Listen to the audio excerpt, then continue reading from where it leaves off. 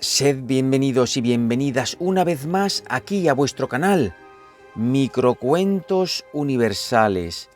Hoy estoy aquí para compartir una nueva colección con todos vosotros. Una colección sobre cuentos de ciencia ficción. Ya tenía ganas de traeros esta colección, aunque en mi otro espacio sí que he subido algún cuento súper chulo de Julio Verne. Pero hoy os voy a subir un primer cuento aquí, en Microcuentos Universales, de ciencia ficción. Un cuento titulado El país de los ciegos, que no tiene nada que ver con uno de los últimos vídeos que subí titulado El músico ciego. Es totalmente diferente. ¿Y de qué va este cuentecito? Este cuentecito escrito por el escritor inglés H.G. Wells, que si os acordáis, H.G. Wells escribió clásicos de la literatura de ciencia ficción como El hombre invisible o La máquina del tiempo, quien no ha visto la película de La máquina del tiempo, o La isla del doctor Moreau, o La guerra de los mundos, etc. A mí la verdad es que es un escritor que me alucina, pero a lo que iba, ¿de qué trata este relato? Pues este relato, este cuento, nos narra la historia de Núñez, un alpinista que tras un accidente se encuentra en un valle aislado y habitado por gente, por una comunidad de personas ciegas desde hace generaciones. Y lo dejo ahí. Además os diré que al final del vídeo le he preguntado a la IA, a la inteligencia artificial, sobre las enseñanzas que podríamos extraer de este relato y al final del vídeo os las dejaré. Veréis cómo os quedáis ojipláticos, como me ha pasado a mí. La verdad es que las ha sacado pero niqueladas, ¿eh? Después, al final, hablamos sobre las enseñanzas. Bien, bueno, muchas gracias a toda esta gente que me da su apoyo, siempre su cariño, que me deja sus likes. A los que os estáis suscribiendo ahora, sed bienvenidos. Podéis ir a el WhatsApp de Cuentos Inmortales TV, buscar en la comunidad del WhatsApp esa dirección y ahí tendréis pues por anticipado todo lo que vaya subiendo tanto aquí como al otro espacio. Así es que nada, espero de verdad que sea de vuestro agrado. Al final nos vemos y como siempre digo, sin más dilación, comencemos.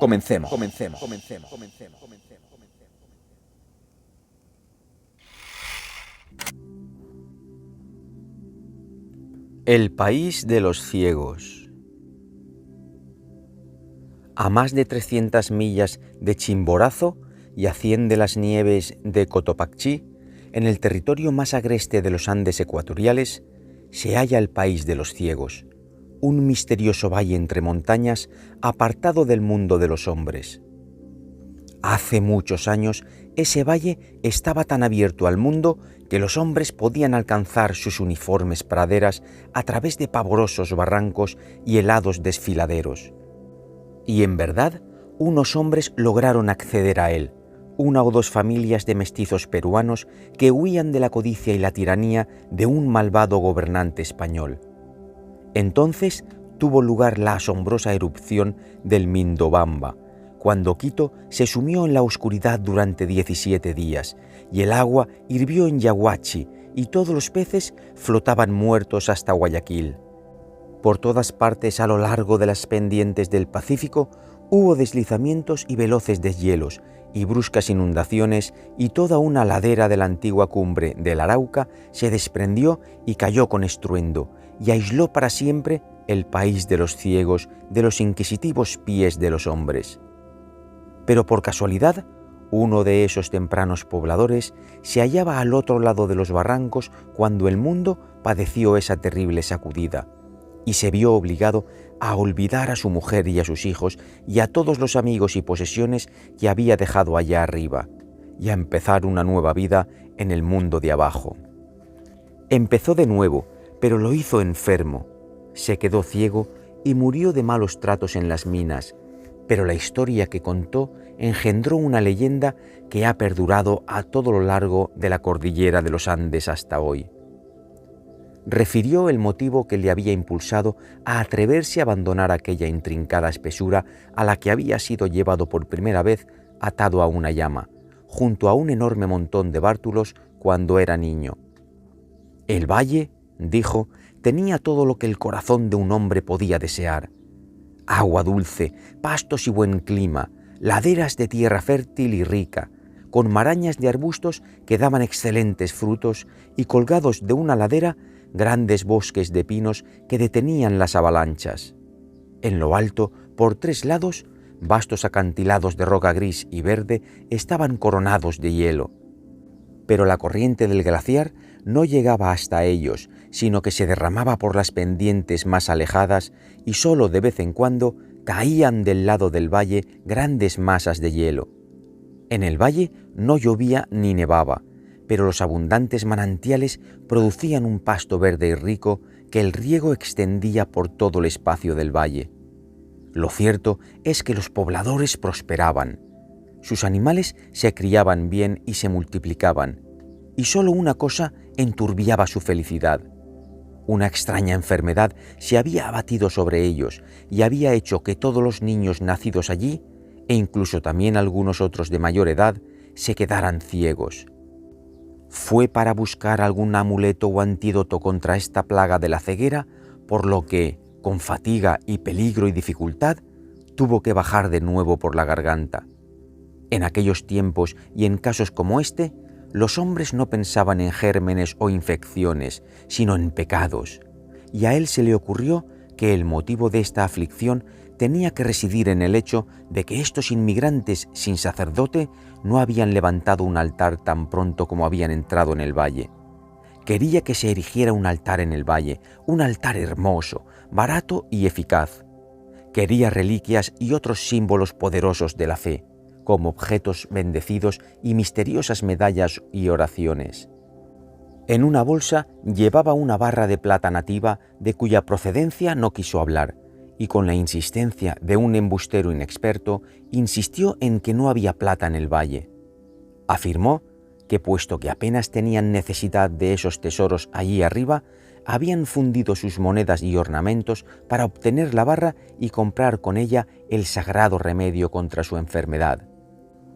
Me imagino a este joven montañero de mirada oscura, tostado por el sol, escuálido y ansioso, sujetando febrilmente el ala del sombrero, un hombre que había olvidado las costumbres del mundo de abajo, contándole esta historia a algún sacerdote de mirada atenta y penetrante, antes de la gran convulsión. Y puedo representármelo luego intentando regresar con los píos e infalibles remedios contra aquel problema, y la infinita consternación con la que debió de enfrentarse a la magnitud de la catástrofe que había taponado la garganta de la que un día había salido. Ignoro el resto de su historia de desventuras, salvo que murió varios años después en trágicas circunstancias.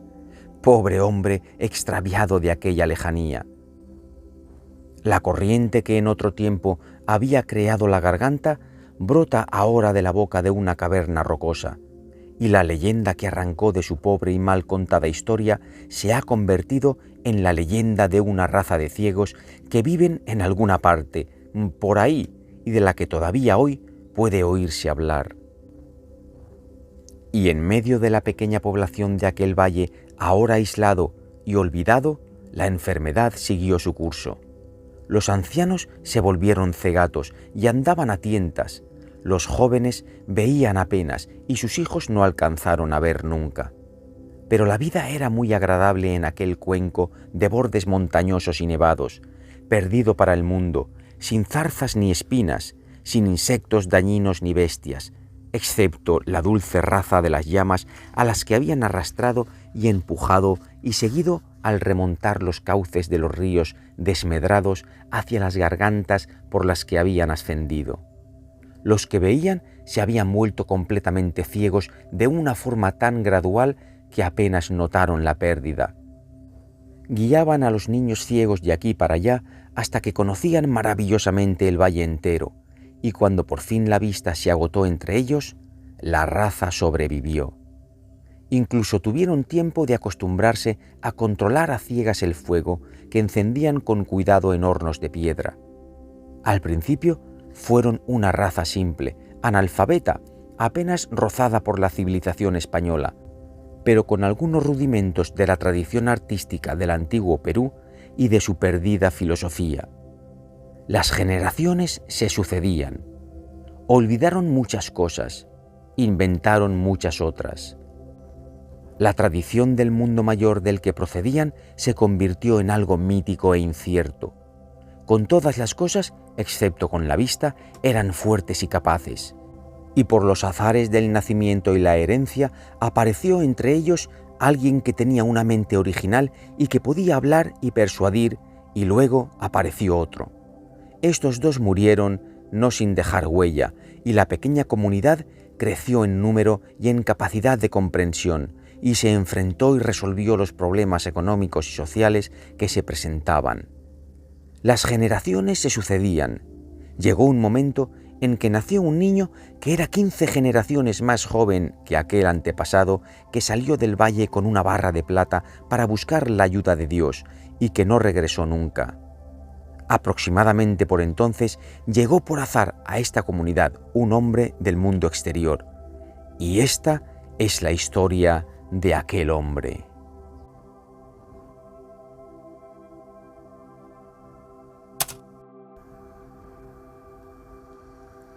Era un montañero de una zona cercana a Quito, un hombre que había bajado hasta el mar y había visto mundo, un original lector de libros, un hombre agudo y emprendedor, y un grupo de ingleses que había venido al Ecuador a escalar montañas le contrató para reemplazar a uno de sus 3 guías suizos, que había caído enfermo. Escaló varias montañas y cuando llegó el intento de escalar el Parascotopet, el Matterhorn de los Andes, quedó aislado del mundo exterior. La historia del accidente se ha escrito una docena de veces. La narración de Pointer es la mejor. Este cuenta cómo el grupo subió por un camino difícil y casi vertical hasta el mismo pie del último precipicio, el más alto de todos, y cómo construyeron sobre el pequeño saliente de una roca, entre la nieve, un refugio nocturno, y con un toque de auténtico dramatismo, cómo descubrieron entonces que Núñez había desaparecido. Gritaron y no hubo respuesta. Gritaron y silbaron y durante el resto de la noche ya no pudieron dormir. Al romper el alba, vieron las huellas que había dejado su caída. Parece imposible que no hubiera podido emitir un sonido. Había resbalado hacia el este, hacia la ladera desconocida de la montaña. Mucho más abajo, había chocado contra un escarpado glaciar y había seguido bajando, abriéndose camino en medio de una avalancha de nieve. Su rastro seguía hasta el borde de un espantoso precipicio, y más allá de este, todo era misterio. Más abajo, brumosos en la distancia, alcanzaron a ver unos árboles irguiéndose en un valle estrecho y cerrado. El perdido país de los ciegos. Pero ellos no sabían que era el perdido país de los ciegos, ni podían de ninguna forma distinguirlo de cualquier otro estrecho fragmento de valle de tierras altas. Acobardados por el desastre, por la tarde abandonaron su intento, y Pointer fue llamado a filas antes de que pudiera llevar a cabo otro ataque. Hasta el día de hoy, la cima del Parascotopet no ha sido conquistada, y el refugio de Pointer se deshace entre la nieve sin que nadie haya vuelto a usarlo. Y el hombre que había caído sobrevivió. Al llegar al final de la pendiente, había caído 1000 pies y se desplomó en medio de una nube de nieve sobre un glaciar aún más escarpado que el de arriba. Al llegar a este, se encontraba mareado, aturdido e insensible, pero sin un solo hueso roto. Y entonces, por fin, llegaron unas pendientes más suaves, y por fin dejó de rodar y quedó inmóvil, sepultado por el suave montón de masas blancas que le habían acompañado y salvado. Volvió en sí con la oscura sospecha de que estaba enfermo, en la cama. Luego, con su inteligencia de montañero, se dio cuenta de su estado, y después de descansar un rato, se liberó del manto de nieve que le cubría hasta que alcanzó a ver las estrellas. Por espacio de unos minutos permaneció tumbado boca abajo, preguntándose dónde estaba y qué le había pasado.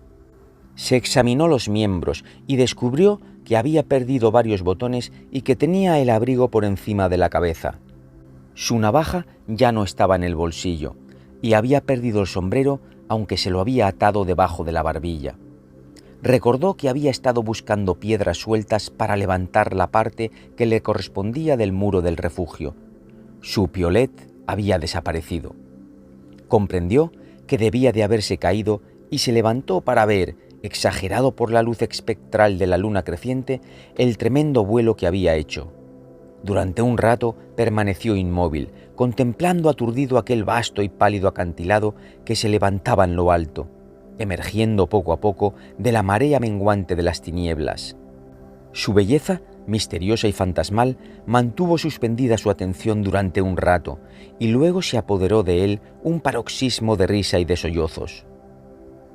Después de un largo intervalo, se dio cuenta de que estaba cerca del borde inferior de la nieve. Debajo, al fondo de lo que se había convertido en una pendiente practicable e iluminada por la luna, vio la forma oscura y quebrada del césped tachonado de rocas.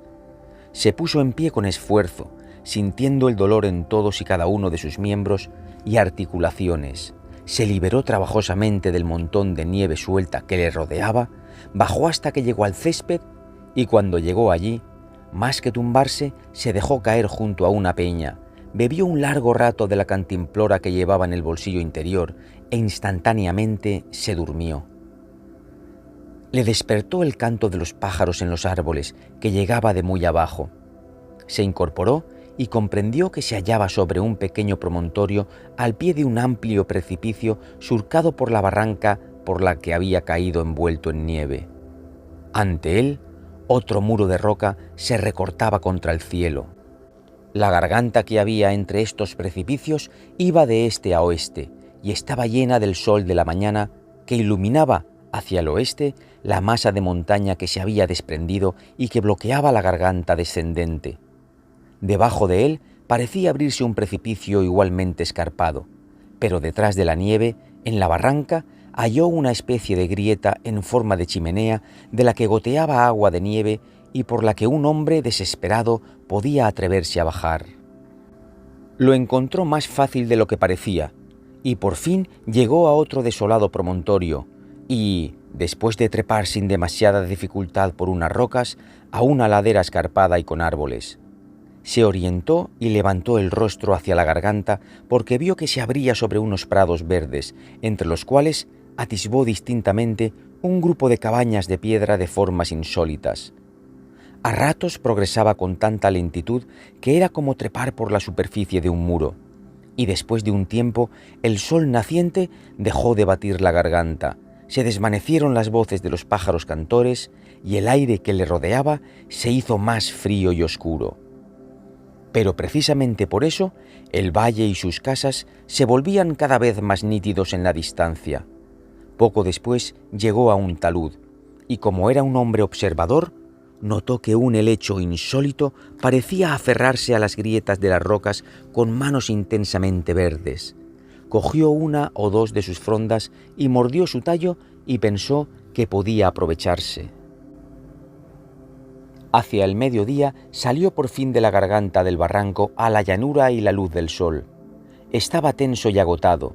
Se sentó a la sombra de una roca, llenó la cantimplora con el agua de un manantial y bebió hasta vaciarla, y permaneció un rato descansando antes de dirigirse a las casas. Le parecieron muy extrañas, e incluso la propia apariencia del valle se volvió, mientras lo miraba, más misteriosa y más insólita. La mayor parte de su superficie estaba formada por un exuberante prado verde, punteado de gran cantidad de hermosas flores, regado con un cuidado extremo y con signos evidentes de haber sido sembrado de un modo sistemático. Más arriba y rodeando el valle había un muro y lo que parecía ser un canal de agua en forma de circunferencia, del que partían chorritos que alimentaban a las plantas del prado, y en las laderas más altas los rebaños de llamas pacían en los escasos pastos. Aquí y allá, pegados al muro colindante, había unos cobertizos, en apariencia refugios o abrevaderos para las llamas. Los canalones de riego confluían en el canal principal, en el centro del valle, que estaba limitado a ambos lados por un muro que llegaba a la altura del pecho. Esto dotaba de un carácter singularmente urbano a este lugar recluido, un carácter intensamente realzado por el hecho de que un gran número de senderos pavimentados con piedras blancas y negras, y cada uno de ellos con una pequeña y curiosa acera al lado, discurría en todas direcciones de una forma ordenada. Las casas de la aldea central eran muy diferentes de las aglomeraciones casuales y desordenadas de las aldeas de montaña que conocía. Se erguían en una hilera continua a ambos lados de una calle central de asombrosa limpieza. Una puerta horadaba aquí y allá sus fachadas parcialmente pintadas, y ni una sola ventana rompía la uniformidad de su frente. Estaban parcialmente pintadas con extraordinaria irregularidad, enjalbegadas con una especie de yeso que era a veces gris, a veces pardo, a veces de color pizarra o de un marrón oscuro. Y fue la visión de este extraño enyesado lo que trajo por vez primera a la mente del explorador la palabra ciego. «El buen hombre que hizo esto», pensó, «debía de estar más ciego que un murciélago».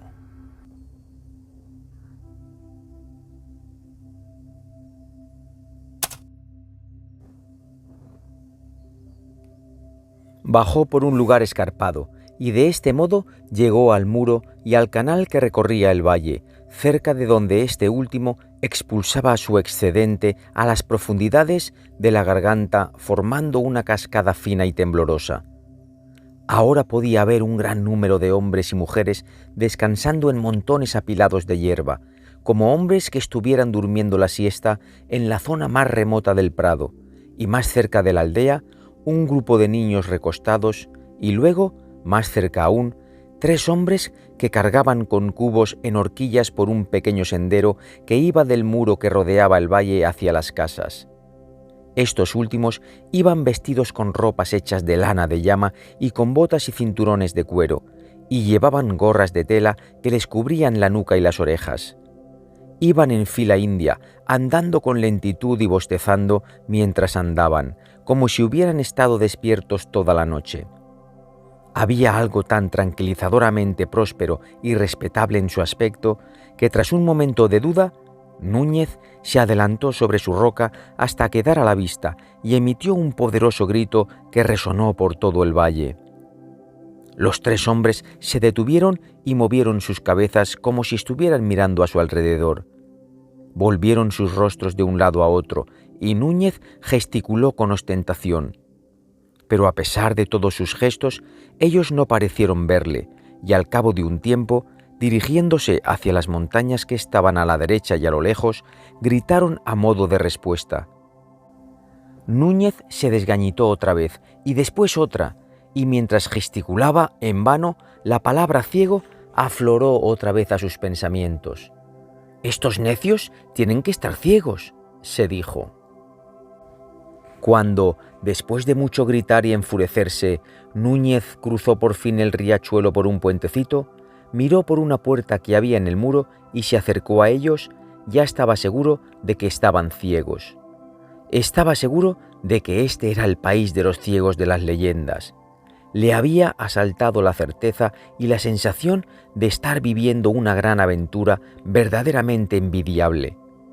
Los 3 permanecieron uno junto al otro, sin mirarle, pero con los oídos aguzados hacia él, juzgándole por sus insólitas pisadas. Permanecieron muy juntos, como hombres que están un poco asustados, y él pudo ver sus párpados cerrados y hundidos como si el mismo globo ocular se hubiera encogido. En sus rostros había una expresión cercana al pavor. «¡Un hombre!», dijo uno de ellos en un español casi irreconocible. «Es un hombre. ¿Un hombre o un espíritu que baja por las rocas?». Pero Núñez avanzó con el paso confiado de un joven que irrumpe en la vida. Todas las viejas historias del Valle Perdido y del País de los Ciegos regresaban a su mente, y a través de sus pensamientos circulaba como un estribillo este antiguo refrán: «En el País de los Ciegos, el tuerto es el rey. En el País de los Ciegos, el tuerto es el rey». Con mucha cortesía les saludó, y haciendo un uso significativo de sus ojos, les dirigió la palabra. «¿De dónde viene, hermano Pedro?», preguntó uno. «De más allá de las rocas». «Vengo del otro lado de las montañas», dijo Núñez, «del país que está más allá, en el que los hombres ven, de cerca de Bogotá, donde hay centenares de miles de personas y donde la ciudad no puede abarcarse con la vista». «¿Vista?», murmuró Pedro. «¿Vista?». «Viene», murmuró el segundo ciego, «de más allá de las rocas». Núñez vio que la tela de sus abrigos estaba curiosamente confeccionada, cada uno de ellos con un tipo de costura distinto. Le asustaron con un movimiento simultáneo en dirección a él, los tres alargando una mano. Él retrocedió ante el avance de esos dedos extendidos. «Ven aquí», dijo el tercer ciego, prolongando su movimiento y agarrándole con destreza. Y sujetaron a Núñez y lo palparon, sin decir una palabra hasta que acabaron de hacerlo. «¡Cuidado!», gritó cuando le tocaron un ojo con los dedos, y notó que ellos pensaban que ese órgano, con sus párpados aleteantes, era una cosa realmente extraña. Volvieron a tocárselo otra vez. «Una extraña criatura, Correa», dijo el que se llamaba Pedro. «Toca este pelo tan áspero, es como el pelo de una llama». «Es tan áspero como las rocas que lo engendraron», dijo Correa, investigando con una mano suave y ligeramente húmeda la barbilla sin afeitar de Núñez. «Tal vez se vuelva más fino». Núñez forcejeó un poco mientras le examinaban, pero le sujetaron con firmeza. «¡Cuidado!», dijo otra vez. «Habla», dijo el tercer ciego. «No cabe duda de que es un hombre». «Uf», dijo Pedro ante la tosquedad de su abrigo. «¿Y has venido al mundo?», preguntó Pedro. «He salido del mundo, más bien, cruzando montañas y glaciares, justo por encima de allí, a medio camino del sol. He salido de un mundo inmenso que baja hasta el mar después de un viaje de 12 días». Apenas parecían prestarle atención. «Nuestros padres nos contaron que los hombres podían ser criados por las fuerzas de la naturaleza», dijo Correa, «por el calor de las cosas y la humedad y la podredumbre. La podredumbre». «Llevémosle ante los ancianos», dijo Pedro. «Grita primero», dijo Correa, «no sea que vayan a asustarse los niños. Este es un acontecimiento extraordinario». Así que gritaron, y Pedro cogió el primero a Núñez de la mano para conducirlo hasta las casas. Núñez apartó la mano. «Puedo ver», dijo. «¿Ver?», preguntó Correa. «Sí, ver», dijo Núñez volviéndose hacia él y tropezando en el cubo de Pedro. «Sus sentidos son todavía imperfectos», dijo el tercer ciego. «Tropieza y dice palabras sin sentido. Llévale de la mano». «Como quieras», dijo Núñez, y riendo se dejó llevar. Era como si no supieran nada de la vista. Bueno, a su debido tiempo los instruiría. Oyó los gritos de la gente y vio un gran número de personas que se arremolinaban en la calle principal de la aldea. Comprobó que ese primer encuentro con la población del país de los ciegos ponía a prueba sus nervios y su paciencia más de lo que había previsto. Mientras se acercaba a él, el lugar parecía más grande y más extrañas las manchas de enyesado, y empezó a rodearle una multitud de niños y hombres y mujeres.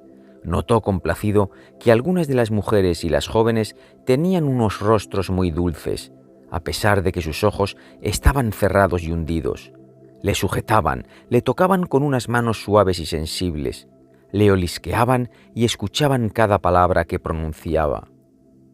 Sin embargo, algunas muchachas y algunos niños permanecieron al margen, como si tuvieran miedo, y lo cierto es que la voz de Núñez parecía áspera y bronca comparada con las notas más suaves de estos. Formaron un tumulto en torno a él. Sus tres guías permanecieron junto a Núñez haciendo un esfuerzo digno de unos propietarios, y decían una y otra vez: «Un hombre salvaje llegado de más allá de las rocas». «De Bogotá», dijo él. «De Bogotá, está más allá de las cumbres de las montañas». «Un hombre bárbaro que usa palabras bárbaras», dijo Pedro. «¿Habéis oído eso de Bogotá? Su mente apenas está formada. solo posee los rudimentos del lenguaje. Un niño le pellizcó una mano. «Bogotá», dijo en son de burla. «¡Ay! Una ciudad distinta de vuestra aldea. Vengo de un mundo más grande, donde los hombres tienen ojos y ven». «Se llama Bogotá», decían. «Tropezó», dijo Correa, «tropezó 2 veces mientras veníamos hacia aquí. Llevémosle hasta los ancianos». Y de golpe le empujaron por una puerta que daba a una habitación oscura como boca de lobo, salvo por el hecho de que en un extremo brillaba débilmente un fuego. La muchedumbre se agolpó tras él y tapó hasta el más débil resplandor del día. Y antes de que él pudiera detenerse, se cayó de cabeza al tropezar con los pies de un hombre sentado.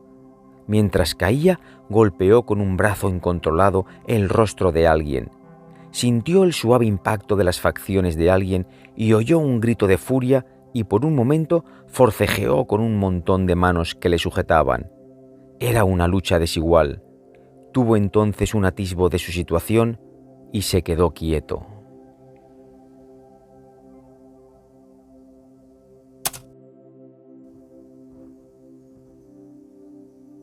«Me caí», dijo.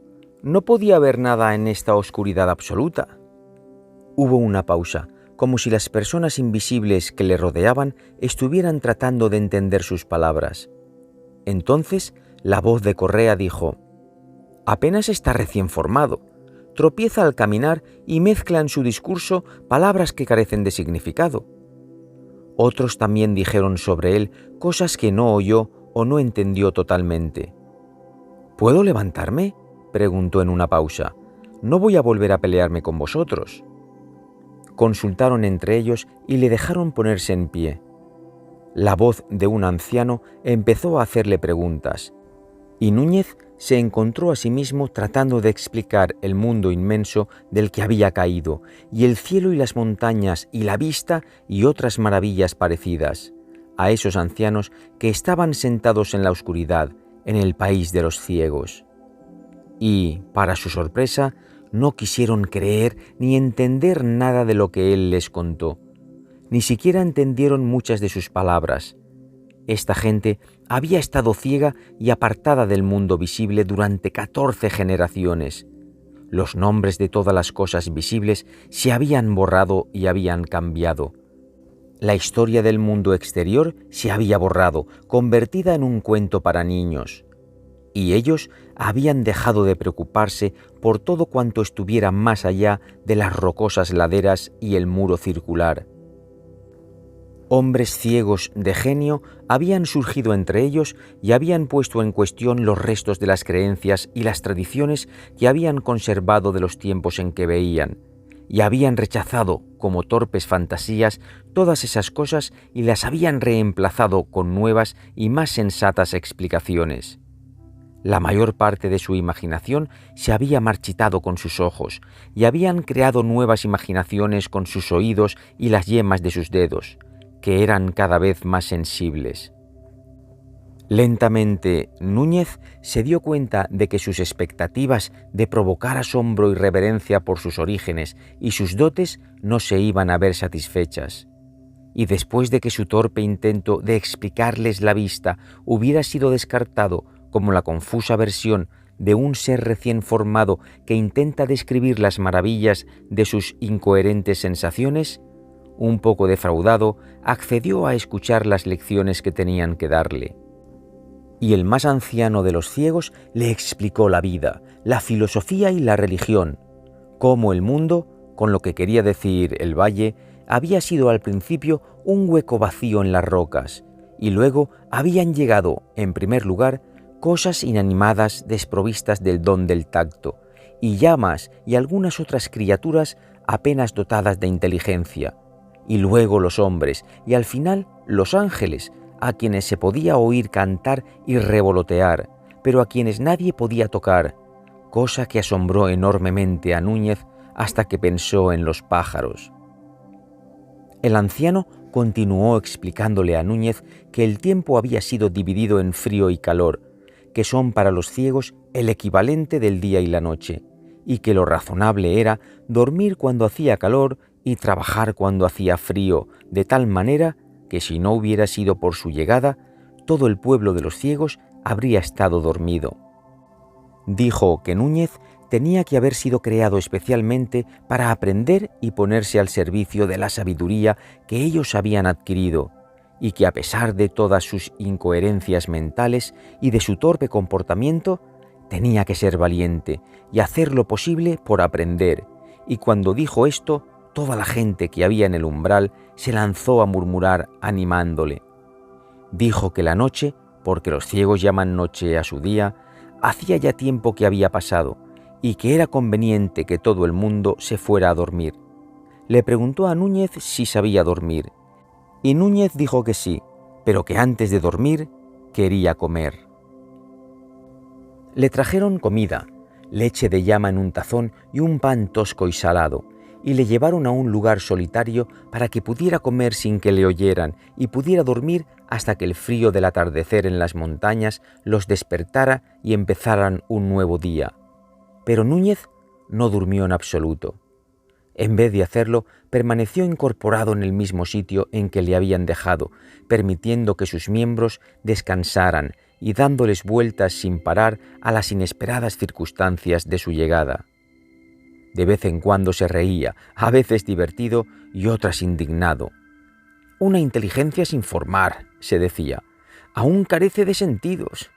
Qué lejos están de pensar que han estado insultando al amo y señor que les ha enviado el cielo. Veo que tengo que hacerles entrar en razón. Tengo que pensar. Todavía estaba pensando cuando se puso el sol. Núñez sabía apreciar la belleza de las cosas y le pareció que el brillo de los campos nevados y los glaciares que se extendían por todo el valle era lo más hermoso que había visto en su vida. Su vista se paseó desde aquella gloria inaccesible hasta la aldea y los campos regados que se hundían a gran velocidad en el crepúsculo, y bruscamente se apoderó de él una oleada de emoción, y desde el fondo de su corazón le agradeció a Dios que le hubiera sido concedido el don de la vista. Oyó una voz que le llamaba desde fuera de la aldea. Bogotá, ven aquí! Al oír esto dejó de sonreír. Ya enseñaría él a esta gente de una vez por todas lo que para un hombre significaba tener vista. Le buscarían, pero no le encontrarían. «No te muevas, Bogotá», dijo la voz. Se rió solapadamente y se alejó del sendero con 2 pasos furtivos. «No pises la hierba, Bogotá, no está permitido». Núñez apenas había oído el ruido que él mismo había hecho. Se detuvo perplejo. El dueño de la voz subió corriendo hacia él por el sendero coloreado. Él retrocedió hasta el camino. «Aquí estoy», dijo. «¿Por qué no acudiste cuando te llamé?», dijo el ciego. «¿Hay que llevarte como a un niño? ¿No oyes el sendero al andar?». Núñez se rió. «Lo veo». «La palabra ver no existe», dijo el ciego después de una pausa. «Déjate de locuras y sigue el ruido de mis pasos». Un poco molesto, Núñez le siguió. «Ya llegará mi hora», dijo. «Aprenderás», contestó el ciego. «Hay mucho que aprender en el mundo». «¿Nadie te ha dicho que en el país de los ciegos el tuerto es el rey?» «¿Qué significa ciego?», preguntó desdeñosamente el ciego por encima de su hombro. Pasaron 4 días y el quinto sorprendió al rey de los ciegos viviendo todavía de incógnito como un extranjero torpe e inútil entre sus súbditos.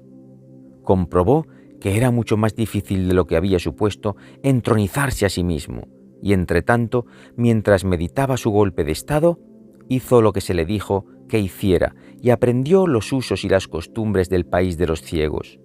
Le pareció una cosa particularmente pesada trabajar y andar de un sitio para otro de noche, y decidió que esa sería la primera cosa que cambiaría.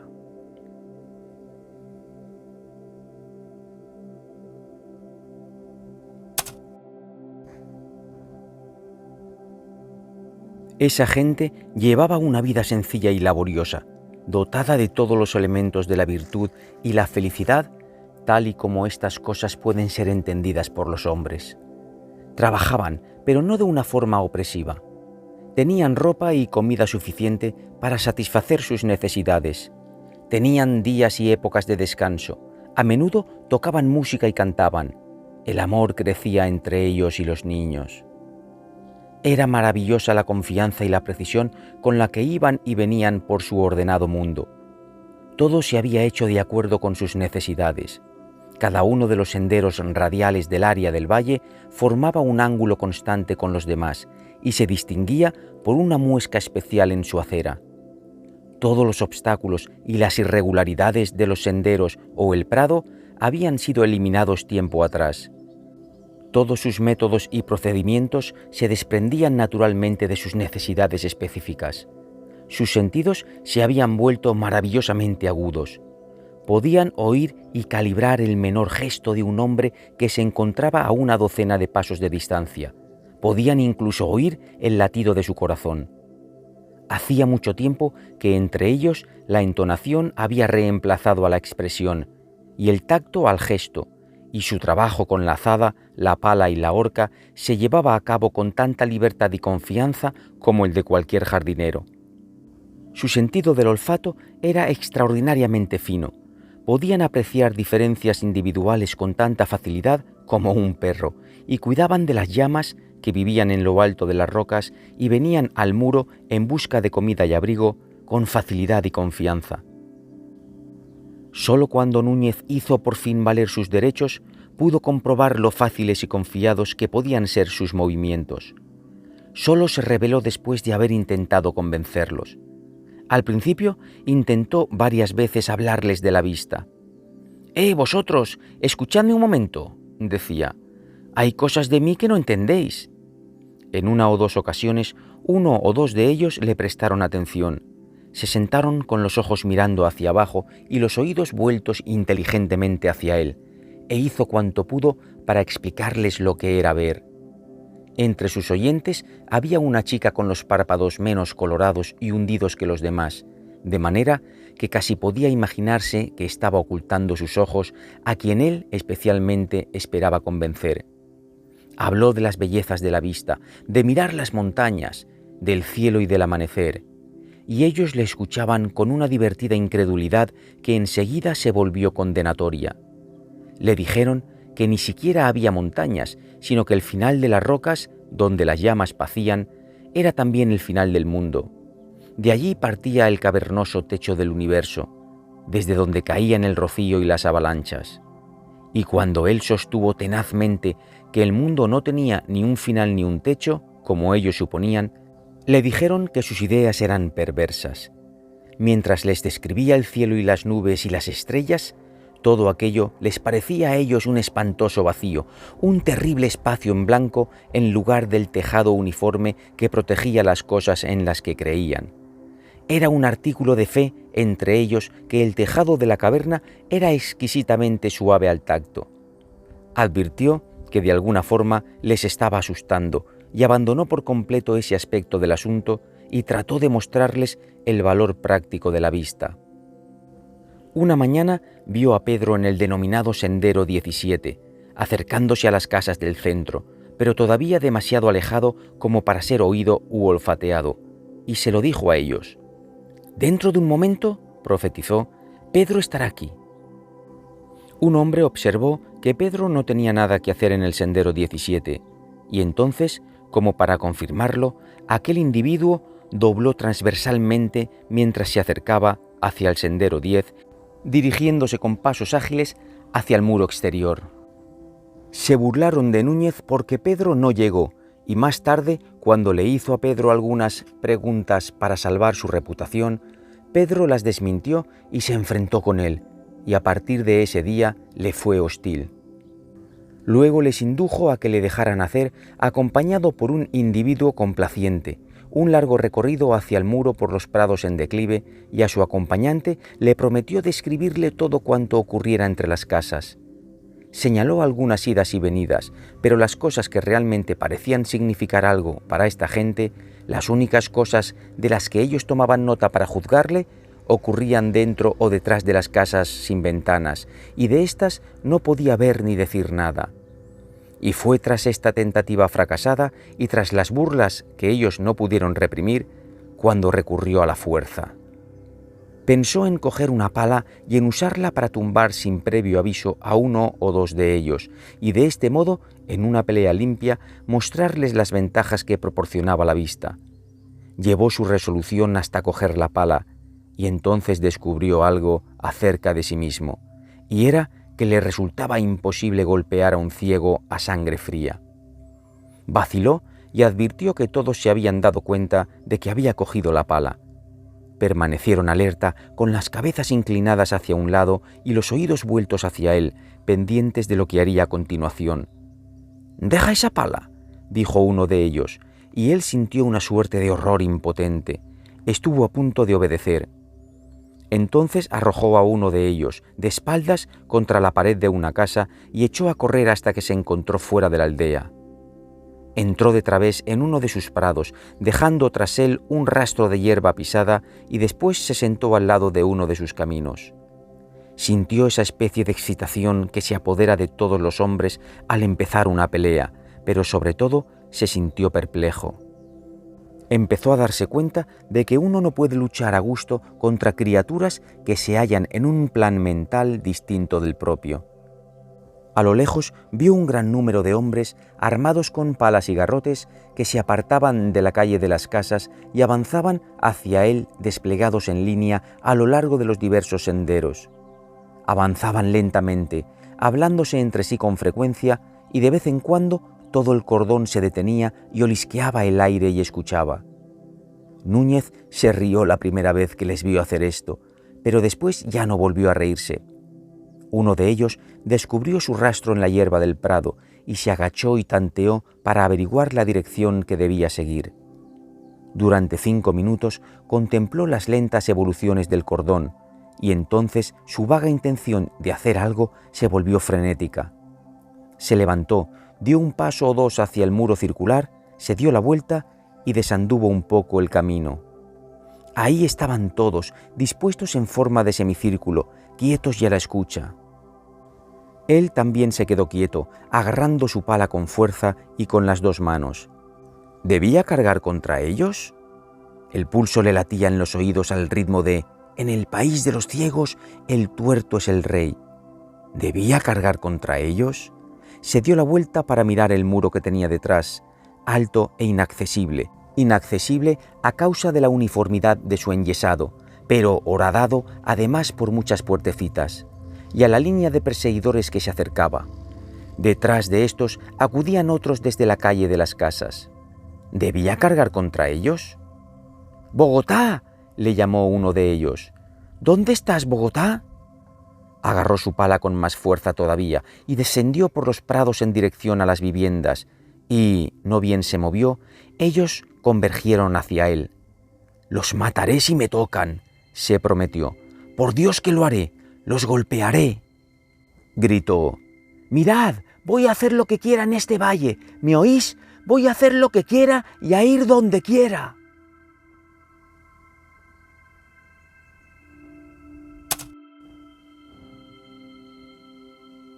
Se movían hacia él con rapidez, a tientas, pero moviéndose con agilidad. Era como jugar a la gallinita ciega, solo que todos los participantes, excepto uno, llevaban los ojos vendados. «¡Apresadle!», gritó uno, y se encontró en el arco de una curva de perseguidores que se movía. De repente sintió que debía actuar con rapidez y resolución. «¡No entendéis nada!», gritó con una voz que quería ser potente y resuelta, y que se le quebró. «Vosotros estáis ciegos y yo puedo ver, dejadme en paz». «Bogotá, deja esa pala y sal de la hierba». La última orden, grotesca dentro de su civilizada familiaridad, resonó con un timbre de furia. «Os voy a hacer daño», dijo sollozando de emoción. «Os aseguro que os voy a hacer daño, dejadme en paz». Echó a correr, sin saber con exactitud hacia dónde corría. Corrió alejándose del ciego más próximo, porque le pareció horroroso golpearle. Se detuvo y luego hizo un intento de escapar de las filas que se estrechaban sobre él.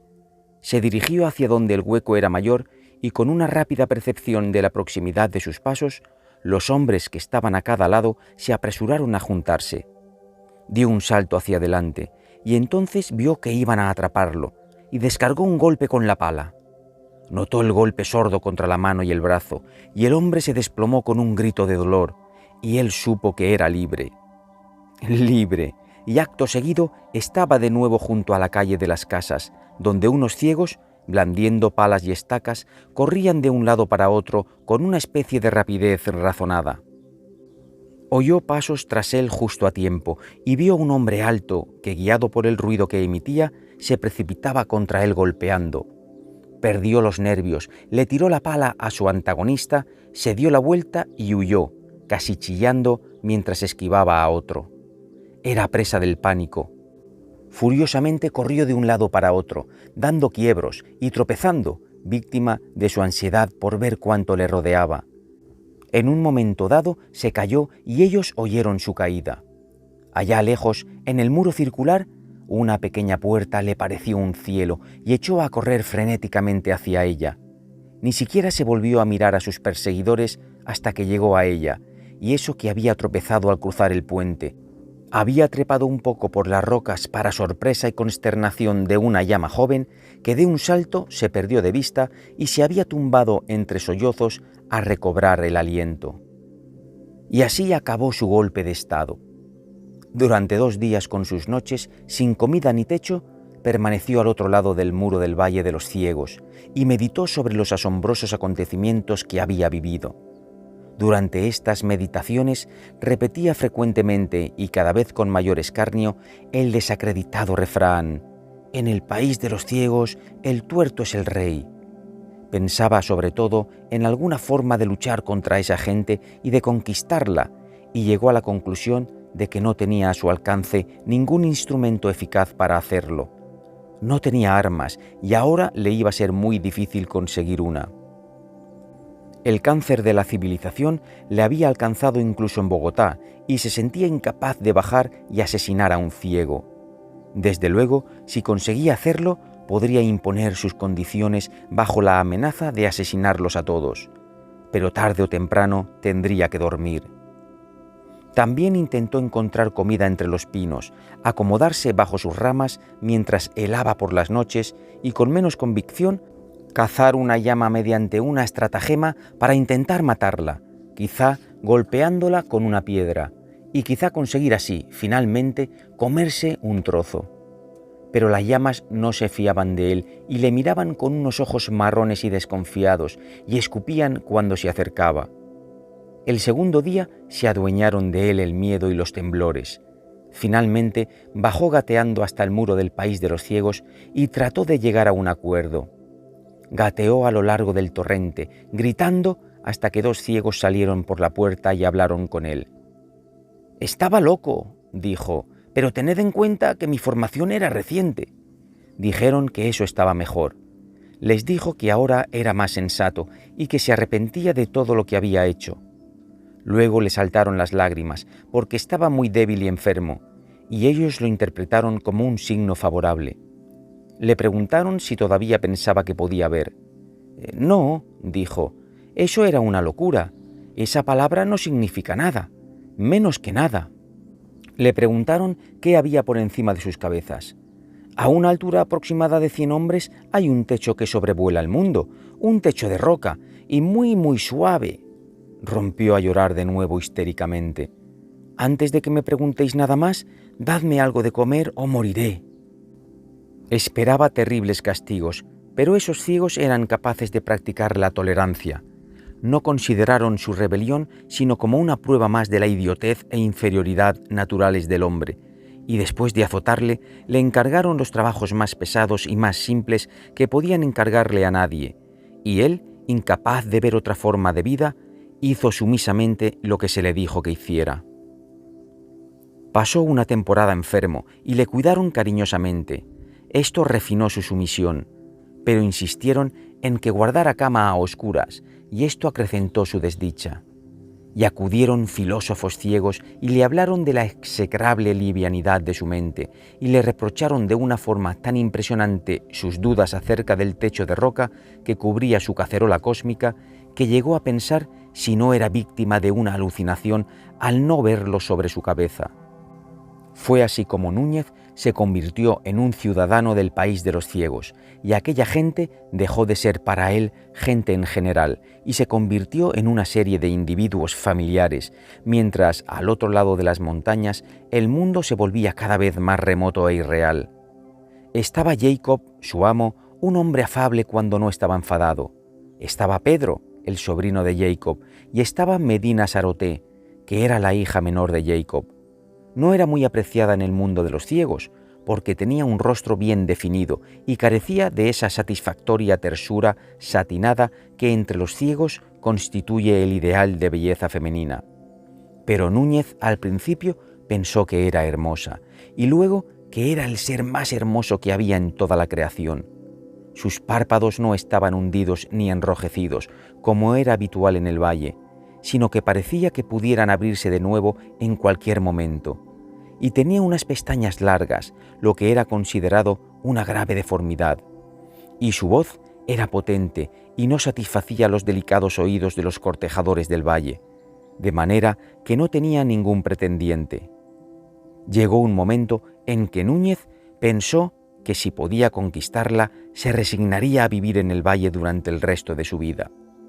La espiaba, buscaba oportunidades de hacerle pequeños favores y pronto comprobó que ella le observaba. Una vez, en una reunión celebrada en un día de descanso, se sentaron uno junto al otro a la débil luz de las estrellas, y la música era dulce. La mano de Núñez se posó sobre la de ella y se atrevió a apretarla. Entonces, muy tiernamente, ella le devolvió el apretón. Y un día, mientras estaban comiendo en la oscuridad, él notó que la mano de ella le buscaba con mucha suavidad, y en aquel momento se levantó por casualidad una llama de fuego y vio la ternura pintada en su rostro.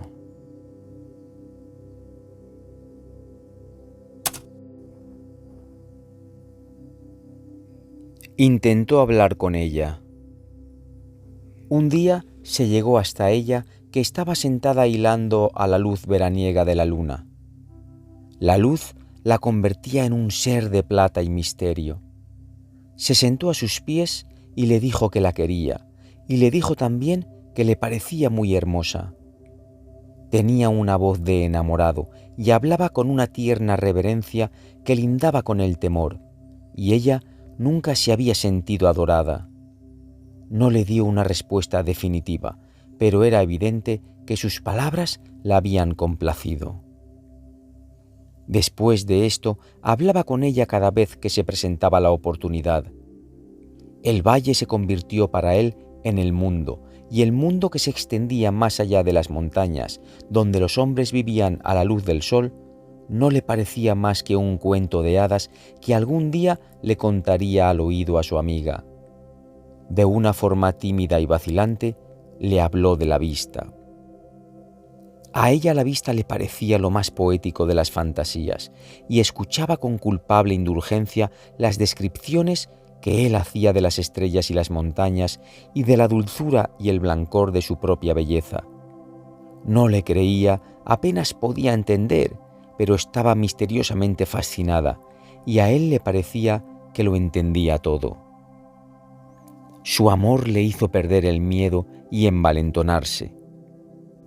Al poco tiempo le propuso pedirla en matrimonio a Jacob y a los mayores, pero ella tuvo miedo y aplazó la propuesta. Y fue una de sus hermanas mayores la primera en decirle a Jacob que Medina Saroté y Núñez estaban enamorados.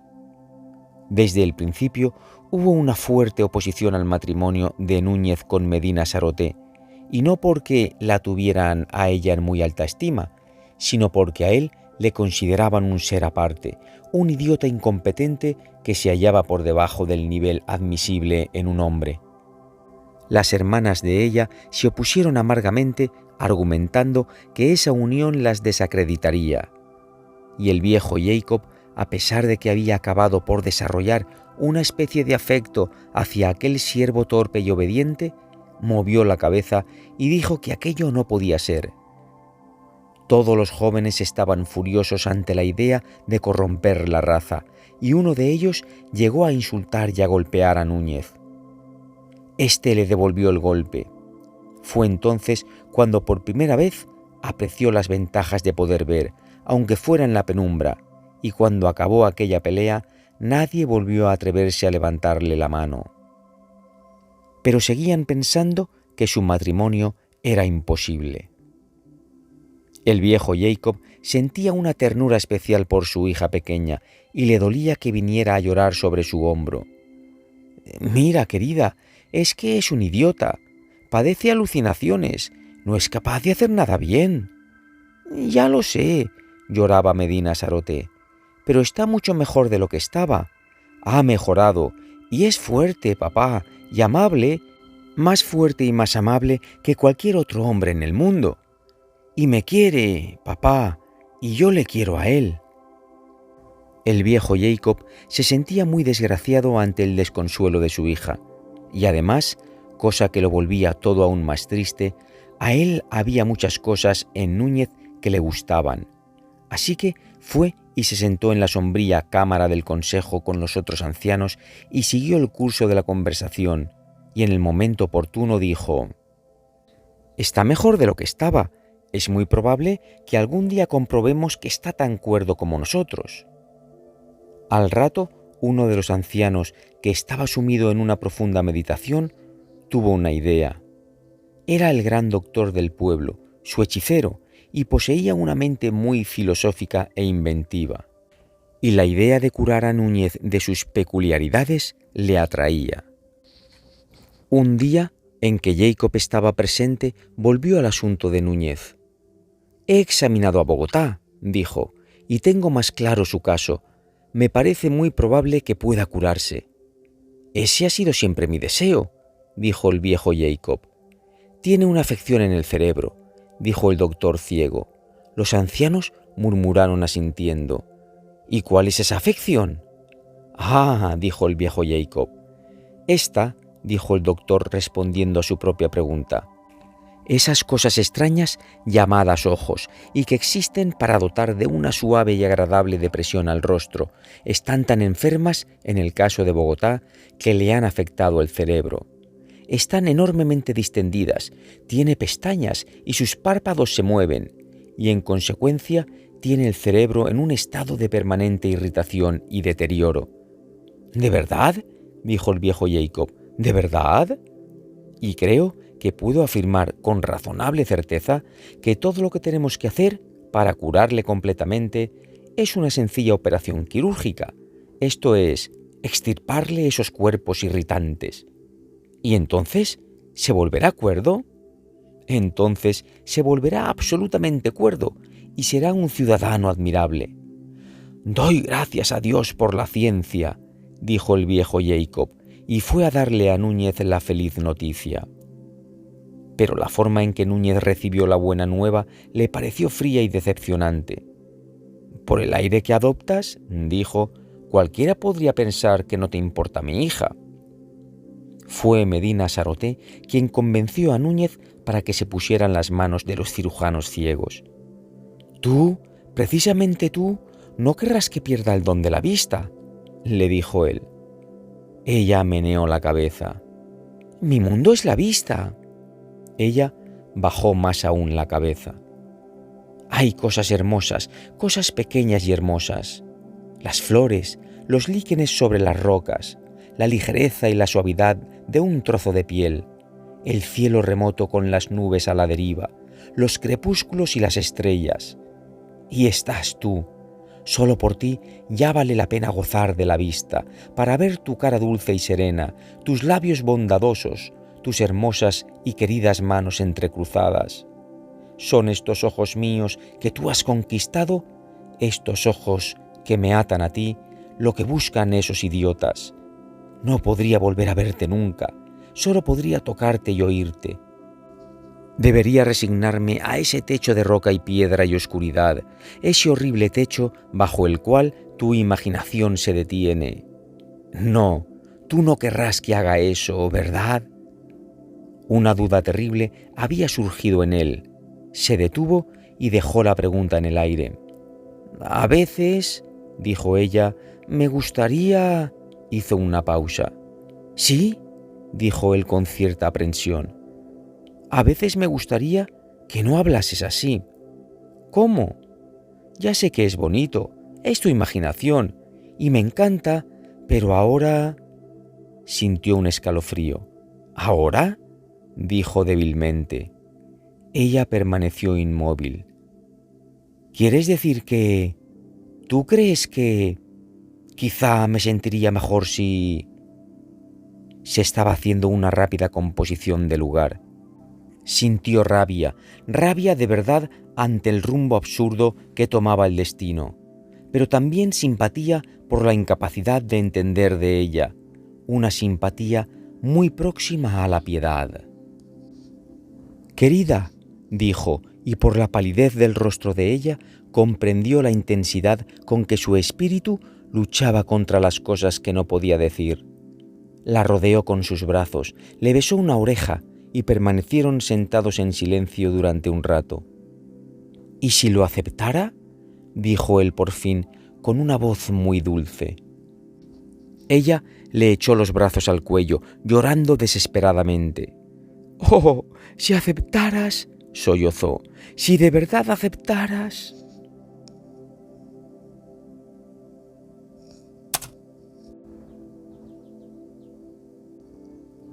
Durante la semana que precedió a la operación que iba a elevarle desde su servidumbre e inferioridad hasta el nivel de un ciudadano ciego, Núñez no conoció el sueño, y a lo largo de las cálidas horas de sol, mientras los otros dormían dichosos, él permanecía sentado, cavilando o vagaba sin propósito, tratando de que su mente le resolviera el dilema. Había dado una respuesta, había dado su consentimiento, pero aún no estaba seguro. Y por fin se agotó el periodo de labor. El sol se alzó esplendoroso por encima de las cumbres doradas y empezó el último día en que podría gozar de su vista. Pasó algunos minutos con Medina Saroté antes de que ella se fuera a dormir. «Mañana», dijo él, «ya no veré». «Amor mío», respondió ella y le estrechó las manos con toda su fuerza. «Casi no te harán daño», dijo ella, «y vas a padecer este dolor. Vas a padecerlo, mi amor, por mí. Querido, si el corazón y la vida de una mujer son capaces de hacerlo, te pagaré con creces. Mi amor, amor mío, el de la tierna voz, te pagaré con creces». Se sintió saturado de piedad por sí mismo y por ella. La tomó en los brazos y apretó sus labios contra los de ella y miró por última vez su dulce rostro. «Adiós», le susurró a esa querida visión. «Adiós». Y luego se alejó en silencio. Ella pudo oír sus lentos pasos alejándose, y algo que percibió en su ritmo la sumió en un llanto desconsolado. Él tenía firmemente decidido irse a un lugar solitario donde unos narcisos blancos embellecían los prados, y permanecer allí hasta que llegara la hora de su sacrificio. Pero mientras se dirigía hacia allí, levantó la vista y vio la mañana como un ángel de dorada armadura que bajaba por los barrancos. Le pareció que ante este esplendor, él y su mundo ciego del valle y su amor no eran después de todo más que un pozo de pecado. No se desvió tal y como había previsto, sino que prosiguió y cruzó el muro circular y trepó por las rocas, y sus ojos no se apartaban del hielo y la nieve iluminados por el sol. Vio su infinita belleza y su imaginación pasó por encima de ellos hasta llegar a las cosas a las que iba a renunciar para siempre.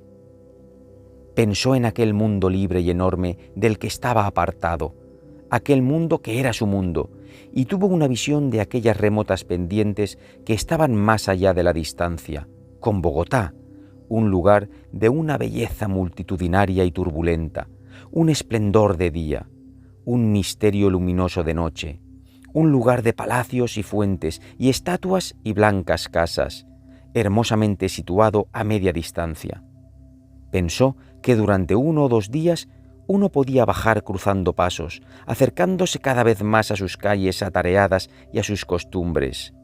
Pensó en el viaje en río, un día tras otro, desde el gran Bogotá hasta el mundo aún más grande que había más allá, a través de ciudades y pueblos, bosques y lugares desiertos, el río impetuoso un día tras otro, hasta que sus riberas retrocedieron y los grandes barcos de vapor pasaran salpicando, y uno había llegado al mar.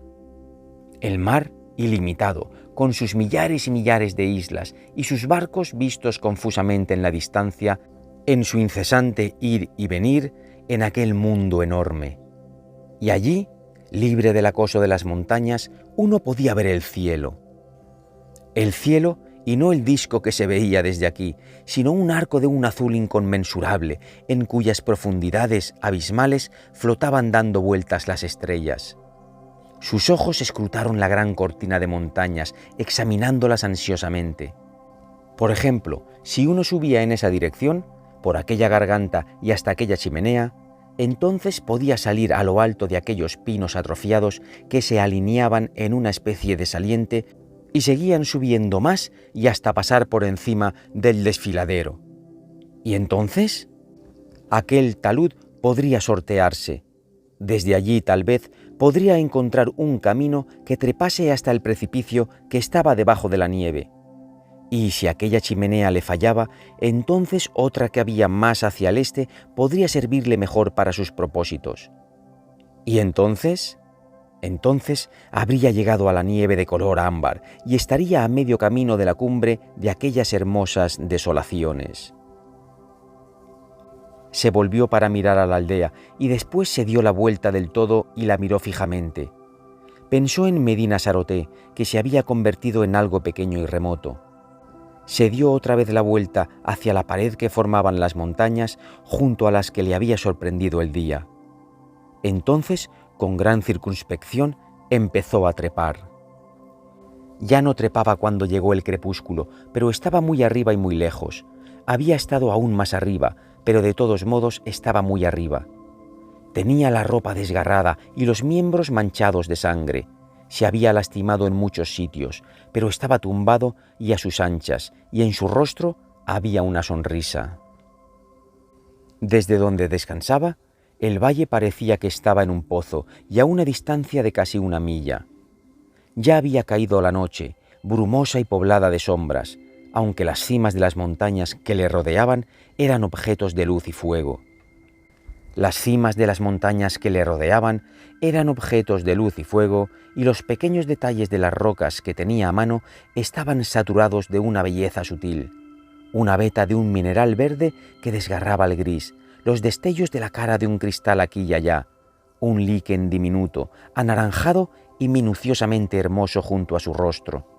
Había sombras profundas y misteriosas en la garganta, de un azul tan intenso que se convertía en púrpura, y el púrpura en una oscuridad luminosa, y allá arriba estaba la ilimitada inmensidad del cielo. Pero no les prestó más atención a estas cosas, sino que se quedó allí tumbado, inactivo, sonriendo como si estuviera meramente satisfecho por haber escapado del valle. Se apagó el resplandor del crepúsculo y llegó la noche, y él aún seguía tumbado y apaciblemente satisfecho bajo las frías estrellas.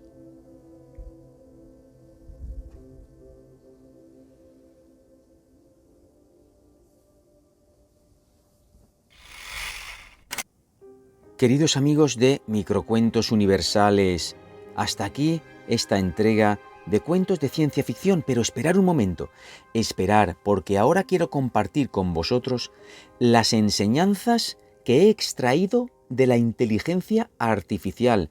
Le he hablado de este cuento, fijaros, un cuento escrito allá por 1800 y pico, y me saca estas enseñanzas, lo conocía, así es que vamos a ver lo que nos dice. Son, interesantísimas. Bien, también quería deciros que, como veréis, estoy aquí en la autocaravana. Hoy es domingo, pero mañana es fiesta, así es que he aprovechado para pasar un par de noches en la playa y otro par de noches aquí ahora mismo estoy en la montaña totalmente aislado de la civilización. Pero vamos allá con las enseñanzas. Fijaros, nos dice que de este cuentecito, El país de los ciegos, se pueden extraer 4 enseñanzas. La primera habla sobre el relativismo cultural. El cuento ilustra cómo lo que se considera normal o superior es relativo al contexto cultural. Núñez descubre que su habilidad para ver no le otorga ninguna ventaja en una sociedad donde la vista no tiene valor. ¿Qué os parece? Fijaros en la segunda. La segunda nos habla sobre las limitaciones de la percepción. La historia sugiere que nuestras percepciones están limitadas por nuestras experiencias y que hay realidades que pueden estar más allá de nuestra comprensión. Reflexionar sobre esa frase. Hay realidades que pueden estar más allá de nuestra comprensión. El que quiera que me comente sobre eso. La tercera nos sugiere la adaptabilidad y supervivencia. La comunidad ciega representa la capacidad humana de adaptarse y prosperar en condiciones adversas, utilizando y agudizando otros sentidos para compensar la falta de visión. Total, es que es total, ¿eh? Y la última, nos habla sobre el peligro de la soberbia. Núñez inicialmente se siente superior debido a su capacidad de ver, pero su arrogancia lo lleva al conflicto y la frustración. El cuento advierte contra la soberbia y la presunción. En el país de los ciegos, el tuerto es el rey. No para nuestro protagonista de mentar esa frase y realmente al final no fue rey, todo lo contrario, fue súbdito. En resumen, El país de los ciegos para la inteligencia artificial nos invita a reflexionar sobre nuestras propias limitaciones y la importancia de entender y valorar las perspectivas de los demás. Nos enseña que la empatía y la humildad son esenciales para la convivencia armoniosa y que debemos estar abiertos a aprender de aquellos que son diferentes a nosotros. Bien, espero que, hayáis pasado una tarde agradable escuchando este cuento. Darle cariño, por favor, dejarme vuestro like, vuestro comentario, suscribiros los que no lo estéis. Mil gracias por haber estado ahí. Os mando un abrazo de luz a todo el mundo, un beso súper fuerte y yo me quedo aquí, durmiendo en alta montaña. Chao.